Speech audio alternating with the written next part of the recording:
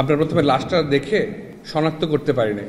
কথা বলার সময় যদি একটু অসংলগ্ন হয়ে যায় তার জন্য আগে ক্ষমা প্রার্থনা করে নিচ্ছি। সেই 2 দিনে কি হয়েছিল সেটার একটা ওভারঅল ধারণা মোটামুটি সবারই দেশবাসীর কাছে আমার তো আছে। সেই 36 ঘন্টায় আমার চাক্ষুষ যে অভিজ্ঞতা সেটা শুধু একটু সংক্ষেপে শেয়ার করব। সেই দিন সকালে প্রমি যেরকমটা বলছিল, গোলাগুলি শব্দ শুনতে পাই আমরা, এরকম এক্সারসাইজ এবং গোলাগুলি শব্দের সাথে আমরা পূর্ব পরিচিত। প্রথম দিকে ওরকমটাই মনে হয়েছিল। পরবর্তীতে হঠাৎ করে দেখি যে বন্দুক নিয়ে বাসার আশেপাশে মুখ বেঁধে, মুখে কাপড় বেঁধে জওয়ানরা ঘুরে বেড়াচ্ছে। সেটা দেখে প্রথমে আমার মাথায় ঠেকলো যে কি হচ্ছে আশেপাশে, যদি একটু দেখা যায়। ফোন দিয়ে কাউকে পাওয়া যাচ্ছে না তখন, পরিচিত যত মানুষ ছিল বিডিআর এর ওখানে। সেই কারণে আমি তখন সিঁড়িতে ছাদে যাওয়ার চিন্তা করি। আমাদের বাসা ছিল 4 তলায়। ছাদে যাওয়ার সময় আধা সিঁড়ি পার হওয়ার পরে গাড়ি কিংবা গ্রেনেড কোনো একটা কিছু বাইরে ঠিক বিস্ফোরণ হয়, সিঁড়ি ঘরের কাজ সব ভেঙে যায়, আমার গায়ে এসে কিছু লাগে, শেল শক নামক একটা যে কানে তালা লেগে যায়, সেই অভিজ্ঞতার মধ্যে তখন যাই।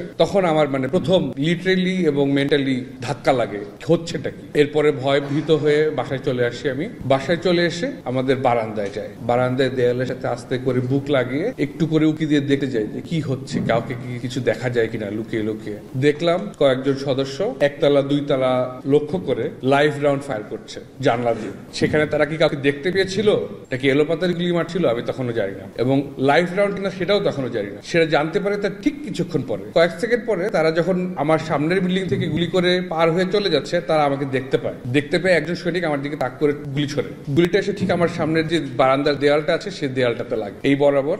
ওই ইম্প্যাক্টে আমি তখন বারান্দাতে মাটি থেকে ধাক্কা খেয়ে দেয়ালের গুলি লেগেছে, সেই ধাক্কা খেয়ে মাটিতে পড়ে যায়। তারপরে কিছুক্ষণ আমার কাছে মনে হয় হয়তো আমার গুলি লেগেছে, আমি টের পাচ্ছি না, কারণ আমার ওই অ্যাড্রেনালিন রাশির জন্য কোনো সেন্স কাজ করছিল না। তার ঠিক কিছুক্ষণ পরেই 10-15 মিনিট পরেই বিডিআর জওয়ানরা আমাদের বিল্ডিং এ এসে দরজায় লাথি দিয়ে ভেঙে ভেঙে ঢুকে ঢুকে মানুষজনকে ধরে নিয়ে যাওয়া শুরু করে। আমাদের বাসায় এসে দরজা ভেঙে ঢুকে টেনে হিচড়ে আমি, আমার 11 বছর বয়সী ছোট ভাই, আমার মা, আমাদের একজন পরিচারিকা ছিল, সবাইকে ধাক্কা দিয়ে লাথাতে লাথাতে বন্দুক দিয়ে বার দিয়ে বাড়ি দিতে দিতে নিয়ে যায়।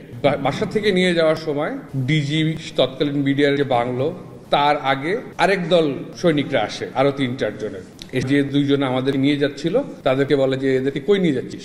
তারা উত্তর দিয়ে কোয়ার্টার গার্ডে নিয়ে যাচ্ছি। সাথে সাথে আরেকজন এসে বলে অফিসারের রক্তের তো কোয়ার্টারে নিয়ে যাওয়ার দরকার, এদেরকে এখানেই ধরে মারা ফেলি। ঠিক তখনই তার পাশে আরেকজন আমার বুকে ঠিক এই জায়গায় বন্দুকের নল তাক করে। সেই মুহূর্তে আমার মনে হয়েছিল যে হয়তো তখনই আমাকে মেরে ফেলবে, কিন্তু ভাগ্যক্রমে তখন তার গুলি চালায়নি। তারপরে যে আমাদেরকে নিয়ে যাচ্ছিল তাদের মধ্যে 2 জনের মধ্যে একজন বলে যে না মানিস না, এদেরকে নিয়ে আটকে রাখি বলে যখন আমাদেরকে নিয়ে যাচ্ছিল তখন ওই গ্রুপ থেকে একজন এসে মুখ দিয়ে গালি কয়েকটা, সবাই তো গালিগালাজ করছিল, গালিগালাজ করে বন্দুকের বাড়িতে জোরে আমার ধারের এখানে একটা বাড়ি দেয়। সেই জায়গাতে আমার আজও এখনো ফুলে আছে। পরবর্তীতে যখন আমার বন্ধুদের কখনো আমাকে দেখেছে, অনেক সময় ফাইজলামি করে দুষ্টামি ঠলে যে কি গরুর কুজ বলে মজা করেছে, কিন্তু আমি কখনো বলতে পারিনি বা বলতে ইচ্ছা করিনি যে এই ফোলারটা আমার কোত্থেকে এসছে। তারপরে আমাদের কোয়ার্টার গার্ডে নিয়ে যাওয়া হয় একই একটা ছোট্ট ঘরের মধ্যে। এখানে আপনারা যেরকম এই হলটা যে আছে, এই হলটা যদি বলি 10 ভাগের 1 ভাগের সমান সাইজ হবে। 70 জনের উপরে মানুষকে এখানে আটকে রাখা। আমার শ্বাসকষ্ট ছিল আমার, এবং আমি যে দেখি অনেকে রক্তাক্ত,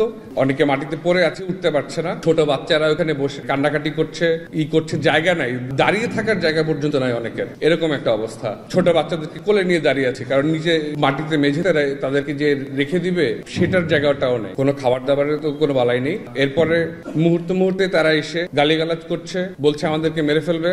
বিকালের দিকে মোচ, তার একটু গোলগাল মতো চেহারা মোচ আছে, এরকম একজন বিডিআর জওয়ান এসে আমাদের রুমের সামনে বসলো হাতে বন্দুক নিয়ে। তারপরে মোবাইলে বাইরের কোনো একটা ক্যাম্পে বা ইউনিটে সে ফোন দেয়। ফোন দেওয়ার সময় তার কথোপকথনের শুধু একটু অংশ আমার স্পষ্ট মনে আছে। সে বলে, কিরে তোরা এখনো কাউরে মারিস নাই? আমরা তো 30-40টা ফেলাই দিছি এখানে, তোরা তাড়াতাড়ি শুরু কর। ওই কথাটা শুনে আমার মনে হয়েছিল যে শুধুমাত্র ভয় দেখানোর জন্য এই কথা তারা বলছে। 30-40 জন মানুষকে এভাবে অবলীলায় মেরে ফেলা, এটা আমার কাছে অ্যাটলিস্ট অন্তত ওই মুহূর্তে বিশ্বাসযোগ্যই মনে হয় নাই। পরবর্তীতে ছেলেদেরকে যারা টিনেজার এবং তার উপরের বয়স্ক ছিল এবং যারা অফিসার ছিলেন তাদেরকে আলাদা একটা রুমে নিয়ে যাওয়া হয়, পাশের একটা এসে। সেখানে এসে কিছুক্ষণ পরপরই বন্দুকের তাক করছে, গালিগালাজ করছে, গ্রেনেড মারারই ভয় দেখাচ্ছে। আঙ্কেল যে বললেন যে আসিফ আঙ্কেল এরকম যে একটা কথা হয়েছিল, কনভারসেশন হয়েছিল যে গ্রেনেড ছুলে মারলে আমরা কি করবো, সেটা আমার স্পষ্ট মনে আছে। এবং ঠিক তার কয়েক মিনিট পরেই একজন সৈনিক এসে ঠিক আমাদের দিকে চোখে চোখ রেখে বন্দুকটা এরকম তাক করে তার যে রাইফেল গুলি, সেগুলি গুলি ভরছিল এবং তার গুলি ভরা শেষ হয়ে যাওয়ার পরে আরেকজন জওয়ান এসে তাকে দরজার সামনে থেকে সরিয়ে নিয়ে যায়। হয়তোবা 2 সেকেন্ড পরে আসলেও সে গুলি চালিয়ে সেই মুহূর্তে ওই ঘরে থাকা কাউকে মেরে ফেলতে পারতো। সেটা হতে পারতো কোনো ছোট শিশু, কোনো অফিসার অথবা কোনো সিভিলিয়ান যে এই ঘরে আছে। 25 তারিখ রাত্রে সাহারা খাতুনের বিটিভিতে অস্ত্র দেওয়া যে ভিডিও, সেটারও আমরা চাক্ষুষ সাক্ষী। তারা সেখানে আসেন, আমরা ঠিক সেই জায়গাটাতে 100 জনের মতো হবে, 3 ঘর মিলে বন্দি। আমাদেরকে নির্দেশ দেওয়া হয় যেন আমরা কোনো শব্দ না করি, শব্দ করলে গুলি করে মেরে ফেলা হবে। কিন্তু আমরা যেহেতু সব নিশ্চয় শুনছি আর আমরা সব দেখছি যে আমাদের সামনে আসলো, ঠিক ওই জায়গাটার সামনেই বিটিভি ভিডিও ক্যামেরা দিয়ে ভিডিও করলো। কয়েকজন জওয়ান এসে লোক দেখানো অস্ত্র জমা দিল, ভিডিও ক্যামেরা চলে গেল। তারা হাসাহাসি করতে করতে বন্দুকগুলি নিয়ে আবার চলে গেল। কয়েকজন আবার আমাদেরকে গালিগালাজ করতে আবার আসলো। 36 ঘন্টা পরে যখন বের হই, প্রথম তো অবশ্যই চিন্তা যে বাবা কোথায়, বাবার কি খবর, কোনো খবর পাওয়া যাচ্ছে না।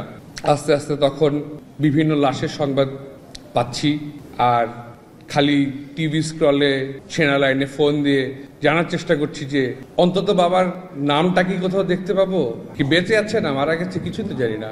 পরবর্তীতে একটা খবর পেলাম যে কিছু আনআইডেন্টিফাইড লাশ সিএমএইচ মর্গে আছে।